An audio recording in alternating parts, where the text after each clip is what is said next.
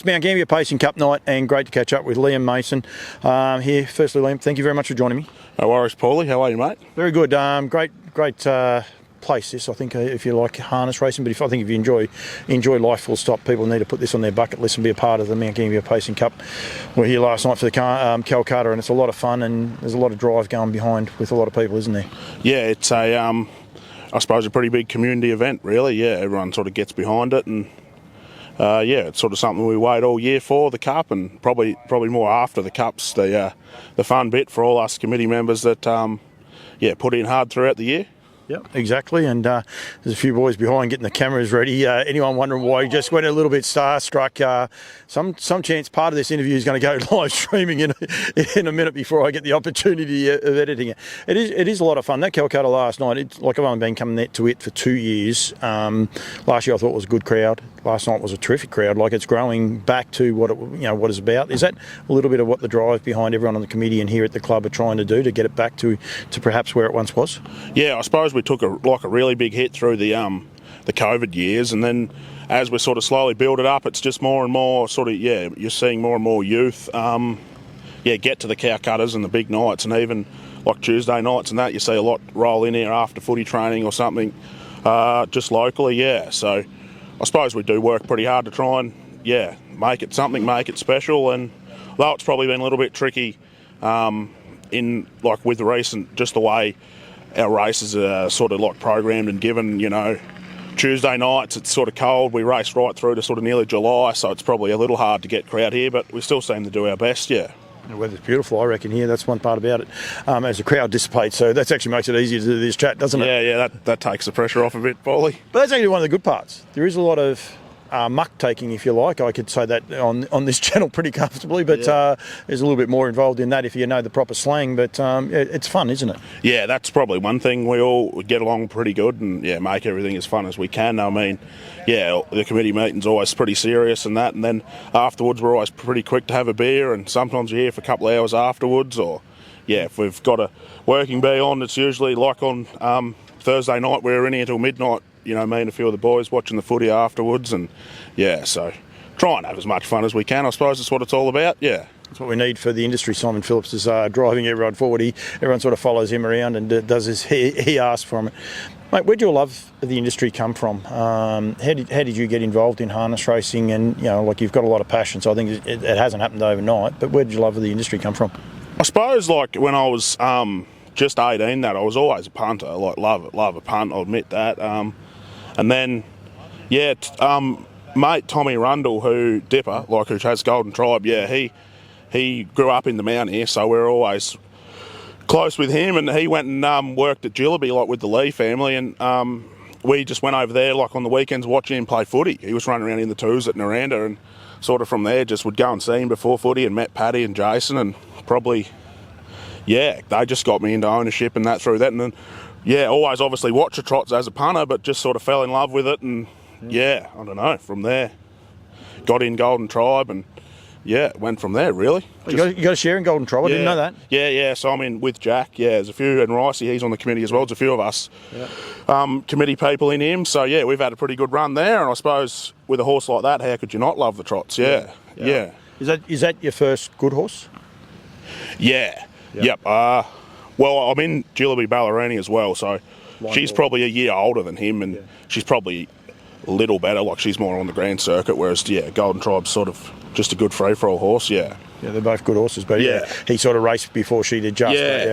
She's a revelation. She's been awesome, hasn't she? You must be enjoying the ride with her. Yeah, she's been unbelievable. Took us to New Zealand, and sort of seen plenty of Australia, and won a Maryborough Cup and that. So she's been unreal. What's the best part about the sport, you reckon? I interviewed Bruffy last night, and it was quite interesting. I asked him what his best win, what was his best memory of the industry, and it was actually running third. I keep saying we measure ourselves on wins, which I think is stupid, but, what do you reckon is the best part about harness racing? Because you boys have a lot of fun. I actually thought you were all brothers, but you're just mates, I think that's one thing about it, but, I'm just giving you a bit of time to think about it. Well, what is the best part about this sport that I suppose we don't sell enough? That's why we don't get as many people coming through the gates. The thing I probably like the most is just how everybody is your mate. You can go to you know, Moonee Valley, and you're not going to sort of meet someone like Kieran Maher or Chris Waller, but you can go to Melton, you can talk to Clayton Tonkin, or you can talk to Andy Gath, and, you know, everyone's just so friendly, I think. Yeah. We are different, that's for sure. Yeah, definitely, for sure. I think it's more of a community, isn't it? Like, we're all sort of together, everyone says g'day. Yeah. It is cool. How many more you own now? Because I would imagine the ownership part's building every day by day with the lease and that, probably. Yeah, I've sort of, lucky enough, I've got a pretty good job on a farm where I'm allowed to have a few mares and things. So me and Jack sort of ride into our breeding, and they breed a couple every year as well. So that's good. Yeah, slowly starting to spend a bit more on it, and we work pretty hard through the winter time selling red gum in town here, and sort of put all our money aside, as much as we'd love to go and have a good time, but yeah, probably put it aside and just save up and go to some better stallions. Got a couple of yearling rock and roll heavens at the moment, so putting in that way, yeah. What do you love, paces or trotters or just fast horses? Well, I was always paces, but I suppose like Ballerini sort of got me a bit of a fair love for the trotters, so anything fast, it is cool. I really love it. I love seeing, there was one night, and I don't think it was even Ballerini, I think it was just one of the legal, it might have been Zahara, it was one of those, but you boys afterwards and the party afterwards in the grandstands, I think, you know, we need more of that in this sport, and more people showing it. And the one thing about you guys, it's not staged, it's actually raw and just the love of the sport. Yeah, it's pretty easy to tell if me and the boys have had a bet. I suppose that was, I think when what you're talking about was when Zahara beat Nathan Jack's good filly in the size. Yeah. So she was $2 all week, and we were pretty happy with that. So, yeah, we don't mind letting a few know if we're, pretty happy with the result, I'll definitely remember that night. You're up on top of the landing just there, and you guys were pretty raucous. I think I got a little bit of footage of yourself, but it didn't matter. And that's what it's about, and it is about having fun. What about tonight? Where do you perch up for Ballerini? I need the heads up. I might have to put the camera on you just in case you get up and beat Kiang, Zahara. But where are you going to perch yourself up? Just in the public bar, or where will you be? Yeah, it'll just be in the bar, probably in the betting ring there somewhere. I think our races are only sort of 10 or 15 minutes, like each side of the Miracle Mile on them, so we'll have to be not too far away. Yeah, I'll be just up there somewhere, I think. Do you get nervous? Oh, a little bit, not really, yeah. When you're sort of racing in good races, and even like I've got a share in Rock and Gemma tonight here in the Cup, you've sort of just got to be grateful you're a part of them, like the good races, don't you, really? Where, if Ballerini's you just got to be grateful that she's in the Hammerhead Mile. You know, sometimes you could wait 20 or 30 years to have a horse that good. Yeah. Must have been torn about being here and going up there. Yeah, it was a tough decision, but the hometown cup here is pretty special sort of to me, so I thought I'd better be here. I missed one of them once to be at a Miracle Mile, so better stay home for a few now. Yeah, no, well done. I think it's great. I think know about everything you do behind the scenes and everyone else that does. Like, there's a great lot of committee guys here, and Stevie Fennell's over there throwing blue drums around. But the passion you guys bring, and we need that in this sport. We need more people bringing that passion and that life to this industry, because it is a great industry. And guys like yourselves and everyone else that's here as well behind the scenes driving it, I think people can only fall in love with the sport. And I want people to come here to Mount Gambier for their cup meet. I want people to just come to Mount Gambier one night when the trots are on as well, and just support you guys.